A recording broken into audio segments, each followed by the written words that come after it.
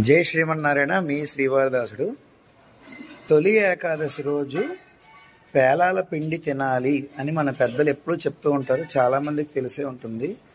అది ఎందుకు అంటే గనక పేలాలు అనేటప్పటికీ పితృదేవతలకి ఎంతో ప్రీతికరమైన పదార్థం కాబట్టి ఆ రోజు తొలి ఏకాదశి రోజు పండగ రోజు మనకి జన్మనిచ్చినటువంటి వారిని గుర్తు చేసుకోవడం మంచిది. కాబట్టి పేలాల పిండి తినాలి.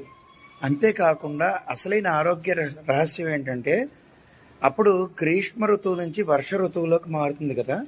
మారినప్పుడు ఏంటంటే ఒకేసారి బయట ఉష్ణోగ్రతలన్నీ కూడా తగ్గిపోతాయి. అలా తగ్గిపోయినప్పుడు ఏంటంటే శరీరంలో ఏదో ఒక అనారోగ్యం కలగడం జరుగుతుంది. అలా కలగకుండా ఈ పేలాల పిండి ఏంటంటే శరీరంలోకి వెళ్ళి వేడిని సృష్టించి మంచి ఉష్ణోగ్రతని ఇచ్చి మన ఆరోగ్యాన్ని కాపాడుతూ వస్తుంది అనమాట.